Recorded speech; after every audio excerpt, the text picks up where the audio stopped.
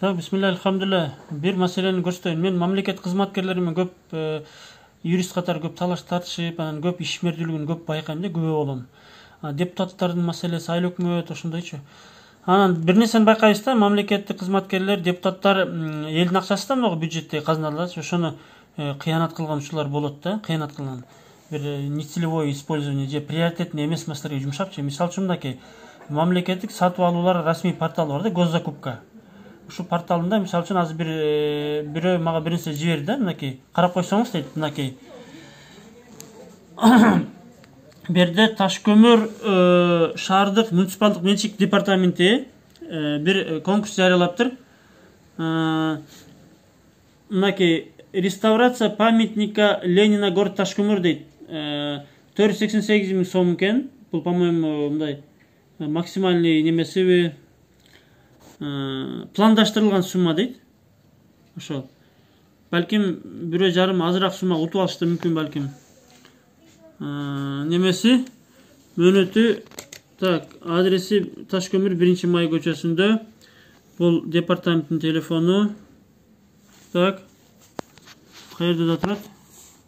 Мынакей Таш-Көмүрдө кылыш керек экен. 488 миң сом 1-мартка чейин реставрация бүтүш керек экен да. Мынакей. Түшүндүңөр да?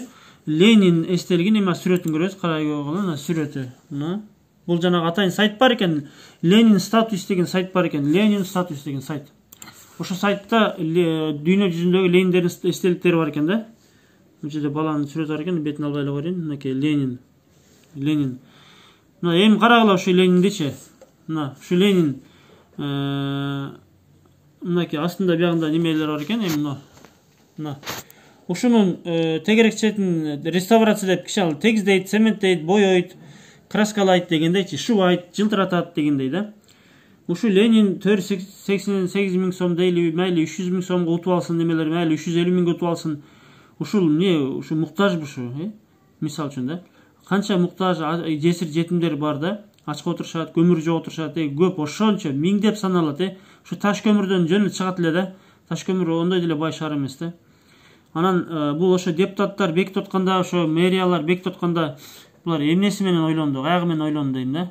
Бул ошончо канча эл бар, мисалы, элдин акчасы да. Таш-Көмүр шаарынын тургундарынын акчасы да.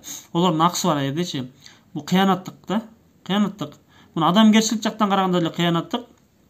Закон жактан карасаң го, ал закон жактан эми жараша берет. Протокол түзүп койсо эле сессия чечип коет, болду анан. Бүттү маселе. Ошо менчи. Субханалла.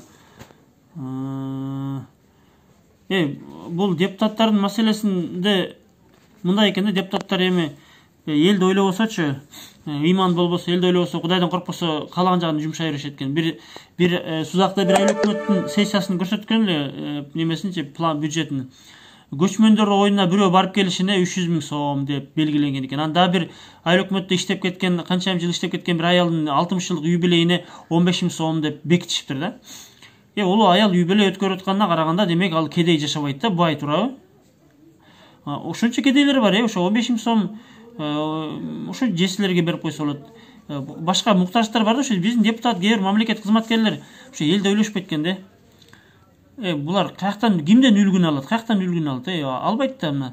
Мен кече жакында видео жүктөдүм, жана сахабалардын доорунда бир сахаба бир аймакка аким болгон экен, ошонун видеосун жүктөдүм. Канчалык ошо эл ачка болбосун деп өзү дагы жупуну жүргөн экен, бир кийим менен ачка калган экен, ошончолук жупуну жашаган экен да. Кедейлердин арасында болгон экен, ашчасы иштешкен эмес экен да. Бизде өзүнүн акчаңды жумшаба, мейли өзүнүн акчаңды жумша, элинди жылтыратып салгаласычы. Бир элдин акчасына ушуну 488 миң сом кетирүү, бул кыянаттык деп элестетем да. Билбейм, ушуга эми кылмыш иш козгой албайсың деп койчу, себеби депутаттар өздөрү чечсе болду да. Элдин ачкаларга бербей, бир пайдасыз жака жумшаса, статья жок да. Ошол. Эгер чөнтөгүнө жумшап койсо, статья бар. Ушундай экен да, короче. Субханалла, ошо жетекчи, аким, губернаторлор каякта карап турат ушулар да.